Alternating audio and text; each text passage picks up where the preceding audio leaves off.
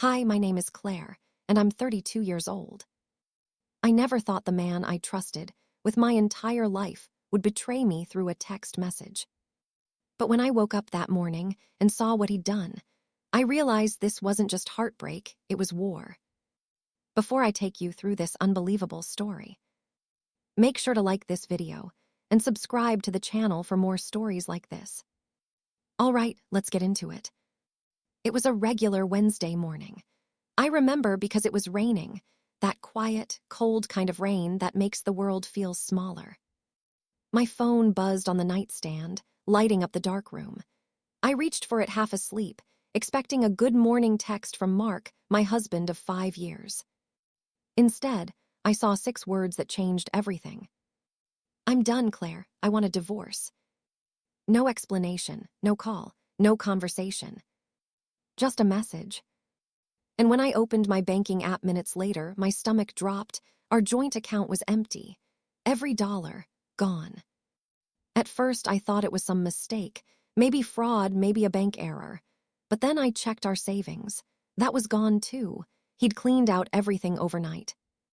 I called him over and over. No answer. I texted, begged, cried. Nothing. By noon, I got another message. Short, cold. Please don't contact me. It's over. That was the moment I realized this wasn't a mistake. It was planned. Mark had been acting strange for weeks. Late nights, unexplained business trips, guarded with his phone. But I'd brushed it off. I trusted him completely. I sat there in our empty apartment, my heart pounding, tears streaming, the silence heavier than any noise. All I could think was, how do you do this to someone who trusted you with everything? But the thing about betrayal is, it doesn't end you. It rewires you. And that day, something in me switched. If he wanted to play dirty, he had no idea who he was dealing with. I didn't leave the couch for hours that day. My phone sat on the coffee table like a loaded weapon. Every few minutes, I'd pick it up, stare at that last message, please don't contact me, it's over, and feel the air knock out of me again. Mark and I had built everything together, or at least I thought we had. We met 6 years ago at a startup conference. He was confident, ambitious, the kind of man who could walk into a room and make everyone believe in his ideas. I fell for his energy. We got married fast, too fast maybe, but I didn't care. He made me feel safe. That was the irony of it all. The same person who once promised to protect me had now stripped me bare. Around 3 p.m., I finally called our bank. The woman on the line spoke gently, but her words burned like acid. Yes, Mrs. Carter, the transfer was authorized at 4:18 a.m. by your husband, Mark Carter. The total amount was moved to a new account under his name only. I remember my voice shaking. Can you reverse it? It's our joint account. She paused. I could tell she felt sorry for me. I'm afraid not, ma'am. Since both names were on the account, either party has withdrawal rights. It hit me like a punch. He'd known that. He'd planned that. I didn't even realize I was crying until I saw my reflection in the microwave door, eyes red, hands trembling. I called his best friend, Tyler. No answer. I texted him. Please, Tyler, if you know where he is, just tell me. I'm not angry. I just need to understand. He read it. No reply. That silence was worse than the betrayal itself. By evening, I packed a small bag and drove to my sister's place on the other side of town. Lisa opened the door and froze when she saw me. Claire, what happened? I could barely speak. He's gone. He took everything. She pulled me in, wrapped her arms around me, and I finally broke down, the kind of ugly crying you can't control. Over tea, I told her everything. She kept shaking her head in disbelief. That's evil, straight up evil. Then she said something that changed the course of everything that followed. You know, maybe you shouldn't chase him. Maybe you should watch what he does next. At first, I didn't get it. But the next morning, I did exactly that, and I found something that made my blood run cold. I couldn't sleep, so I sat on Lisa's couch scrolling through my phone. Curiosity became obsession. I opened Mark's social media private. His Instagram deleted. Facebook locked down. He'd vanished from the internet overnight. But then I remembered, Mark wasn't good with deleting everything.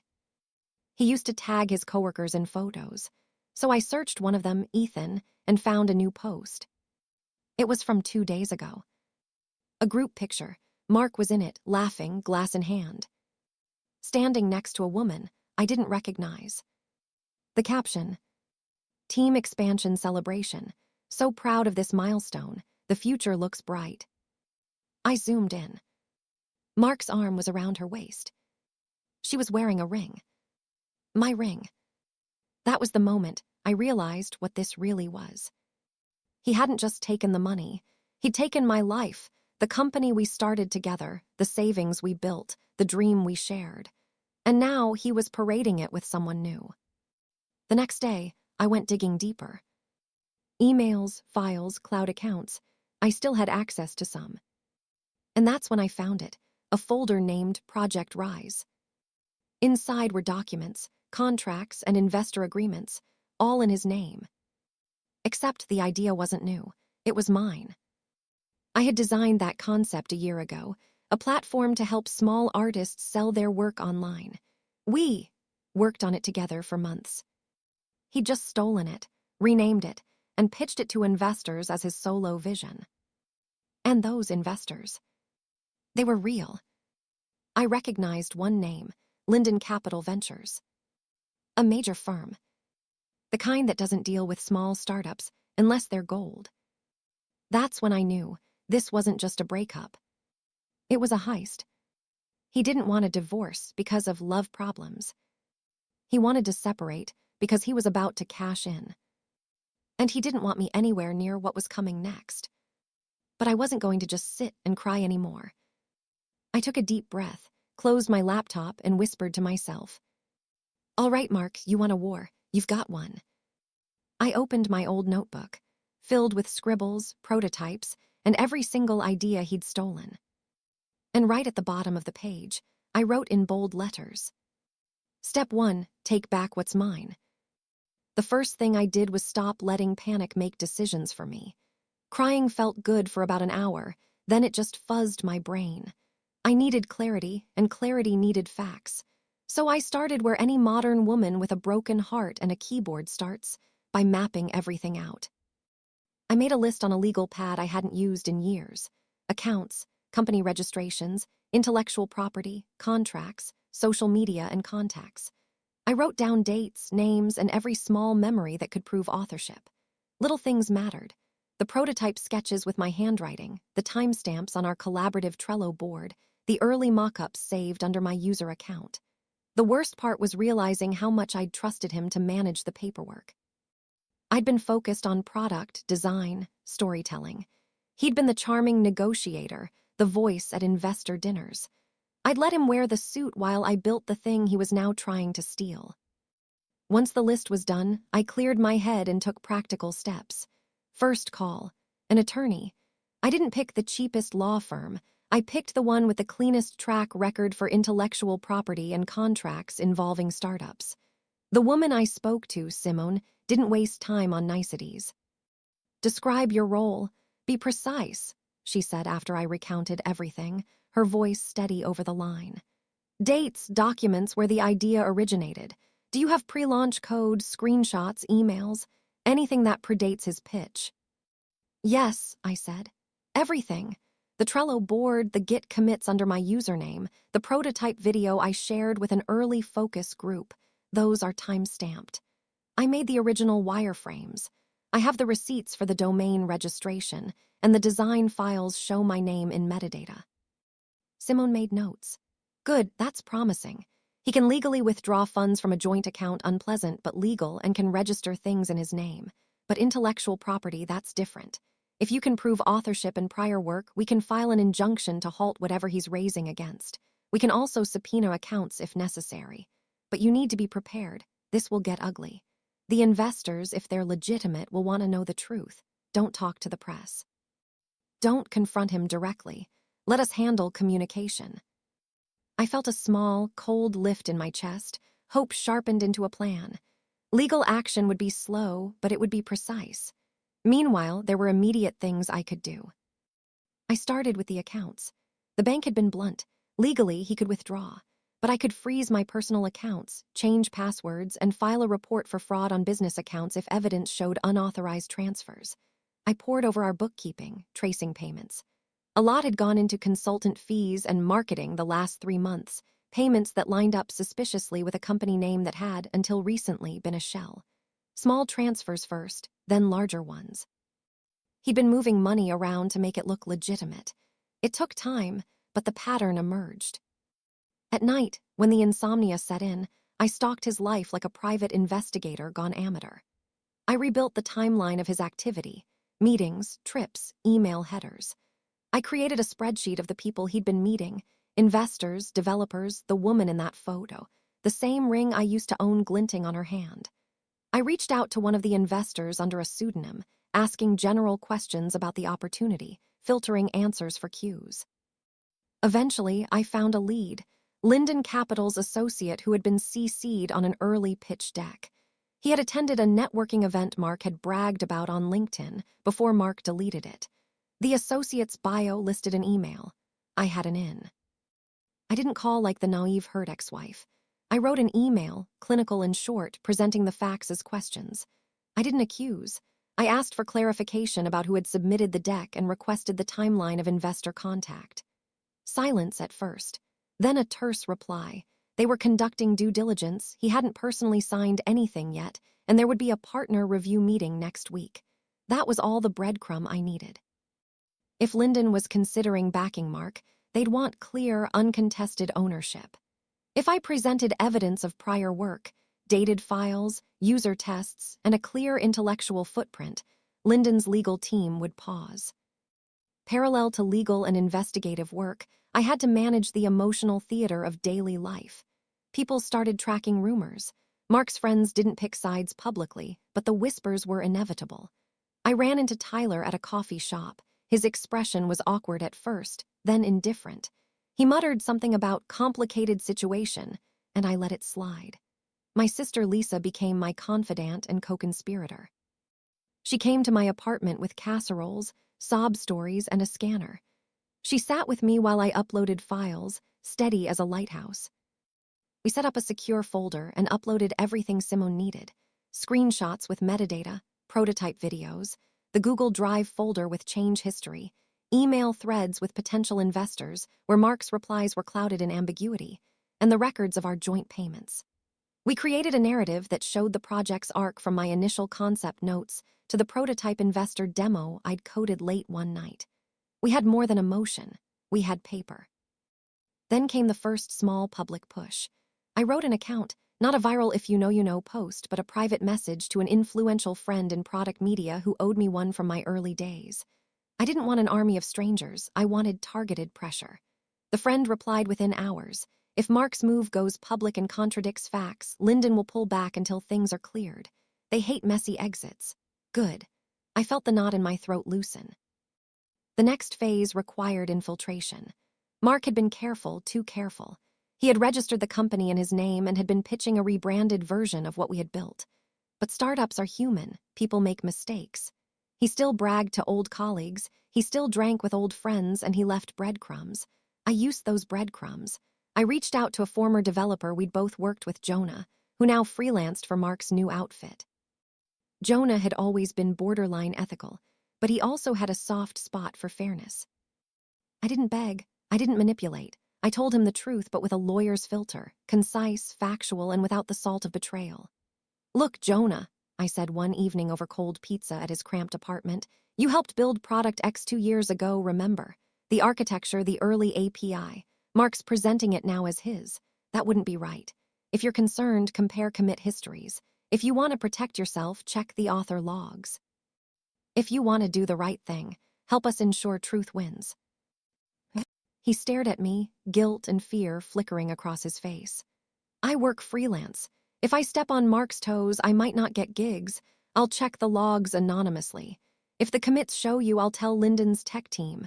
I don't need drama, Claire. I need honesty. Jonah did his part. He dug into the repo and found author tags, older branch histories with my username, and comments I'd left. Insightful snippets only I could have written, like the sarcastic placeholder names I used when I was too tired to come up with prodigy names. He forwarded them anonymously to Lyndon's tech lead. Meanwhile, Simone filed the initial paperwork: a cease and desist, a notice of intent to sue for IP theft, and a request for an emergency hearing so we could get a temporary restraining order on any investor disbursements until ownership could be established. It felt dramatic, like a courtroom drama I'd only ever watched on streaming platforms. But it was real, and it was necessary. The first major crack in Mark's confident facade came at Lyndon's partner review meeting. I wasn't there, of course, but Jonah's anonymous message had done damage. Lyndon's tech lead had raised concerns about the repo authorship and requested proof of original work. The investor who had met Mark in that networking bar was suddenly uneasy. For Lyndon, which prided itself on clean deals, reputation mattered. Mark called me once during that gray, high-tension week. I didn't pick up. He left a voicemail, 2 sentences of apology that sounded as false as a practiced smile. "I'm sorry, Claire, I didn't want to hurt you." The tape made me queasy. I deleted the message. No reaction, no drama. Publicly, Mark posted curated images of meetings, power lunches, and the woman in the picture smiling in front of a swanky downtown loft. He acted as if nothing had happened. Privately, he was scrabbling. Investors pressed, employees whispered, and partners who once smiled at his easy confidence began to ask tricky questions. Another weapon I had was narrative control. The story Mark wanted was simple. He was a visionary leader separating for personal reasons, moving forward with a bright team. The story I could tell, if I chose my moment, would be messier and truer. A co-founder's betrayal, financial clearing, and the theft of hours and nights of work that made the product possible. But there was power in timing. When Simone filed the motion, she also asked me to prepare a personal statement, my truth in a formal, sworn capacity. It was strange to relive the mundane.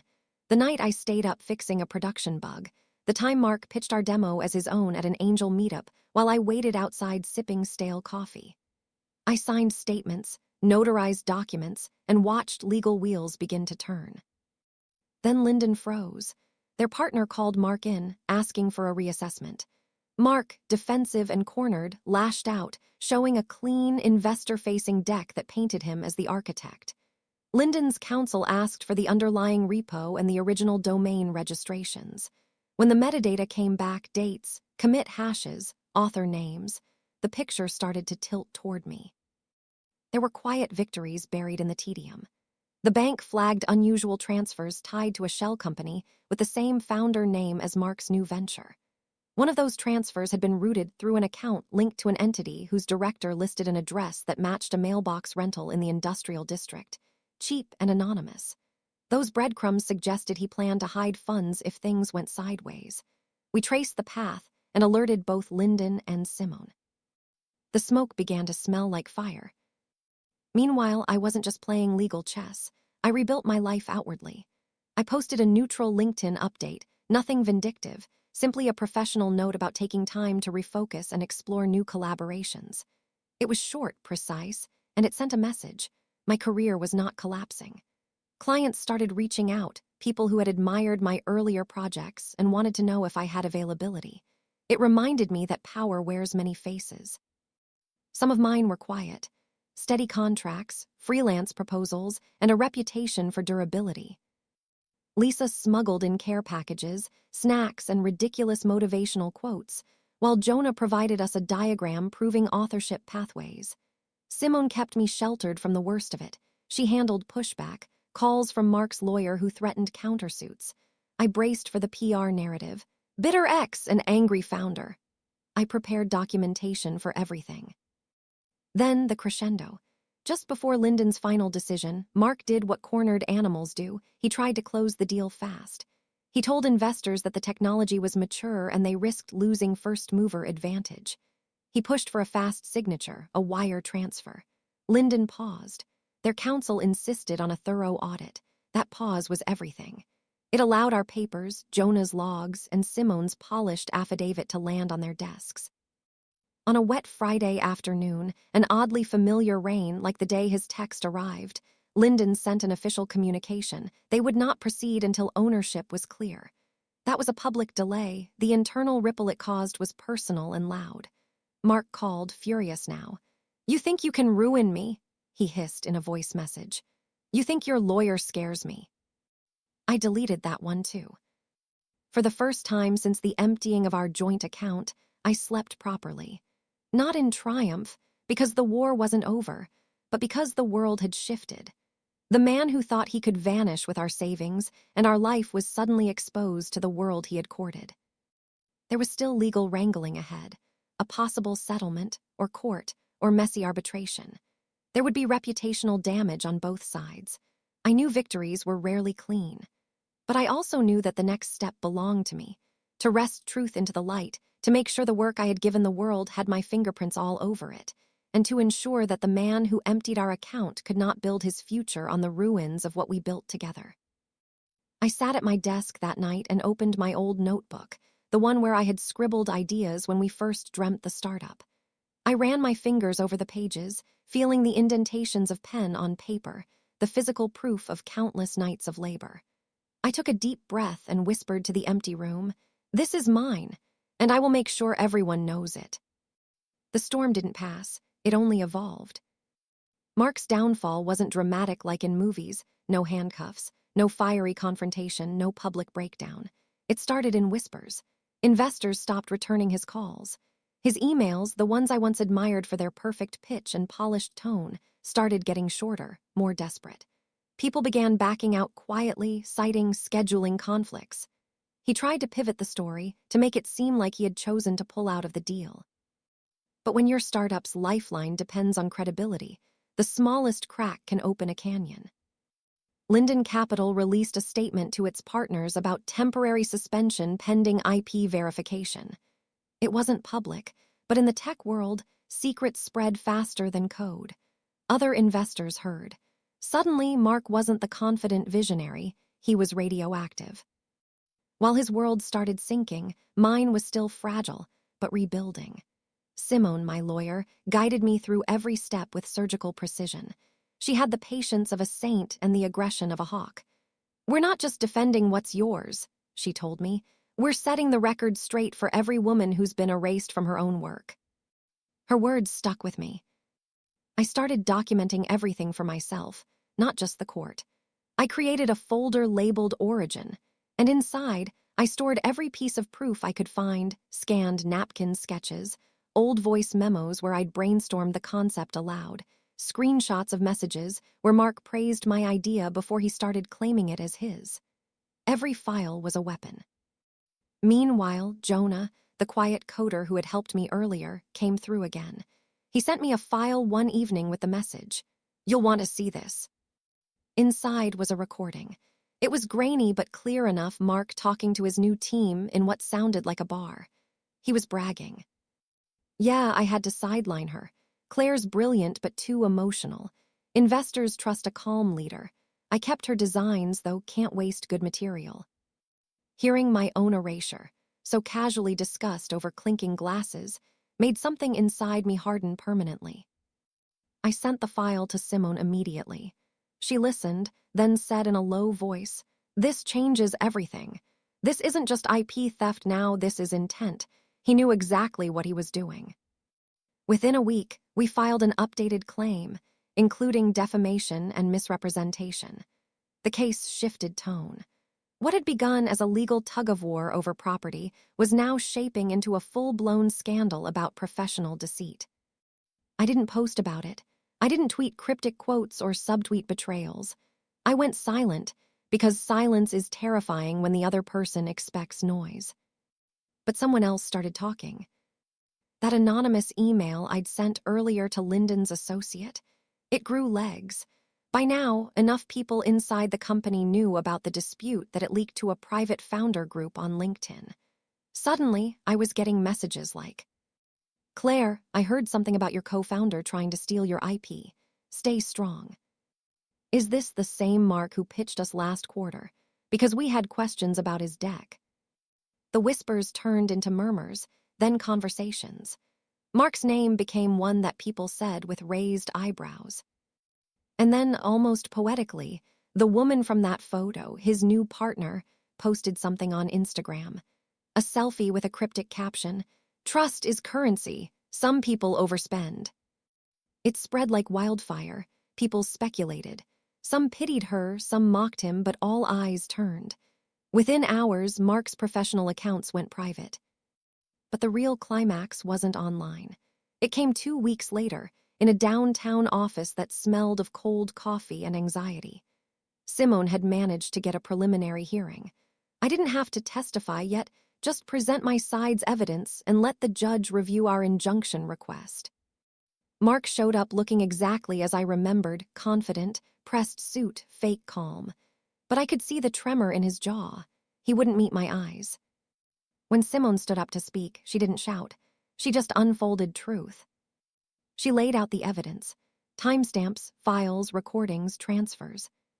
She explained the pattern, how he'd slowly moved the funds, registered the company, and erased my name from pitch decks. Then she played Jonah's audio. The moment Mark's voice filled the courtroom, boasting about stealing my work, everything went still. Even the judge's pen stopped moving. Mark's lawyer objected, tried to spin it as taken out of context, but the damage was done. You can't unhear contempt. You can't unsee proof. The injunction was granted. Mark's assets tied to the project were frozen until ownership was legally verified. Lyndon pulled out permanently. His startup was effectively dead in the water. Outside the courthouse, rain started again, cold, misty, quiet. Simone looked at me and said, "He'll probably try to settle before this goes public." But I didn't want revenge that could be measured in money. I wanted him to feel what it meant to lose something he believed was entirely his. And karma, it worked fast. Within days, a blog post went viral. "Founder's Betrayal, the hidden face of startup theft." The writer had pieced together enough from leaked investor notes and anonymous tips to tell a compelling story, one that didn't name names but left enough clues. Everyone in our circle knew. Mark's phone calls stopped getting answered. His partners ghosted him, and the woman from the photo, she posted a final message. "Lesson learned, don't build castles with thieves." Then her account went private too. I didn't celebrate. I didn't gloat. I just sat in my small apartment, the one he'd once mocked as temporary, and finally allowed myself to breathe. I thought back to that text message, the one that shattered everything. "It's over. I took what's mine. Don't contact me again." Now, months later, the tables had turned. He had nothing left to take. And I had everything he couldn't steal, my name, my work, and my quiet power. Still, I knew it wasn't quite over. Legal fights drag on. Settlements get negotiated. But emotionally, spiritually, I'd already won. Because I hadn't just outsmarted him. I'd outlasted him. And as I sat by the window that night, watching the city lights blur into the rain, I whispered to myself the words I'd wanted to say since that awful morning he texted me. "You wanted me gone, but now you can't escape my shadow." The universe, it seemed, had a sense of poetic justice. And I was just getting started. By the time the dust had fully settled, it was nearly a year later, but it felt like a lifetime had passed. I was 31 now. Older, yes, but also sharper, lighter, and somehow calmer. Mark's name had become a cautionary tale whispered in industry corners. People didn't openly mock him, but they didn't hire him, either. His reputation had burned too brightly and then collapsed under its own arrogance. Meanwhile, my world had expanded in ways I couldn't have imagined. After the court's ruling, which officially recognized my ownership of the project's intellectual property, Simone helped me establish a new company, one that was mine alone.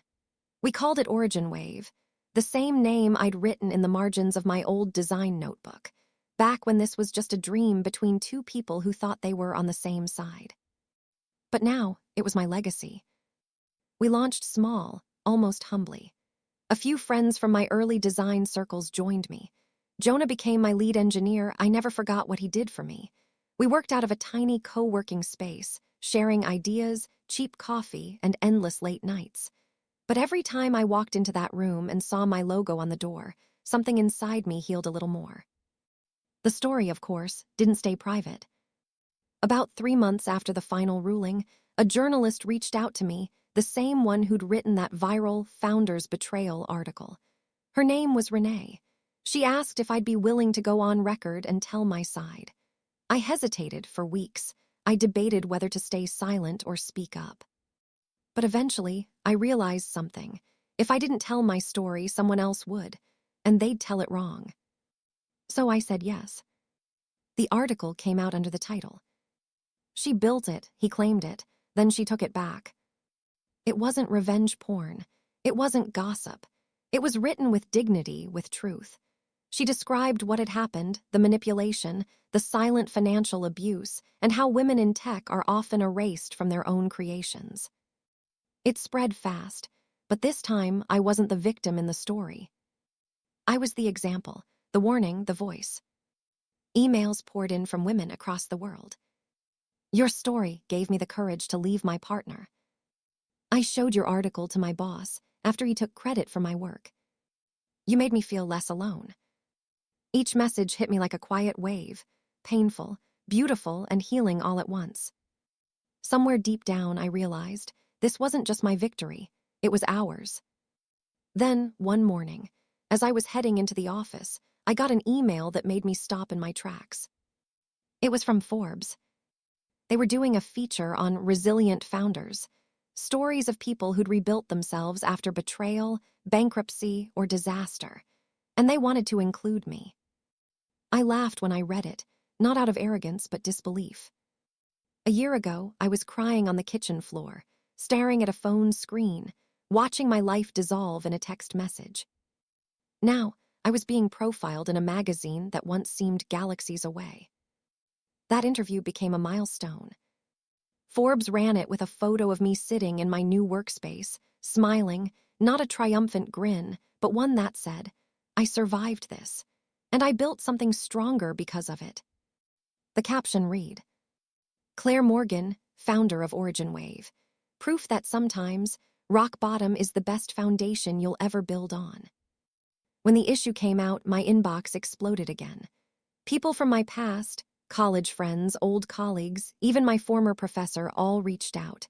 Most were proud, some were stunned, and a few wanted to reconnect. And then, one message arrived that stopped me cold. It was from him. Mark. The subject line read, I'm sorry. I almost didn't open it, but curiosity, or maybe closure, made me click. His message was short, almost pitiful. Claire, I've been watching what you've done. I don't expect forgiveness, but I want you to know that I regret how I treated you. I was angry, insecure, and stupid. You were the real talent, and I destroyed the best partnership I ever had. Mark. I stared at it for a long time. And for a second, I felt nothing. No hatred, no satisfaction, just a quiet detachment. Like I was reading a message from a stranger who once spoke my language but forgot the meaning. I didn't reply. Instead, I took a deep breath, closed the email, and went back to work. Because the truth was, I'd already forgiven him. Not for his sake, but for mine. Carrying his betrayal any longer would only anchor me to a version of myself that no longer existed. That night, after everyone had left the office, I sat by the window, the same way I did the night after our first court victory, and watched the lights flicker across the skyline. It hit me then, this wasn't just the end of a painful story. It was the beginning of my real one. I whispered into the quiet room. You tried to erase me, but all you did was underline my name. And I smiled, the kind of smile that comes when you've finally made peace with the chaos that once broke you. My life wasn't perfect now. It never would be. But it was mine, every scar, every triumph, every quiet breath of freedom. As I packed my bag and turned off the lights, I looked at the wall where our new logo glowed faintly in blue neon. Under it, our company motto, words I'd chosen carefully, read. Built from the ashes, owned by the fire. And in that moment, I realized something simple but profound. Sometimes, losing everything isn't the end of your story. It's just the prologue to the one where you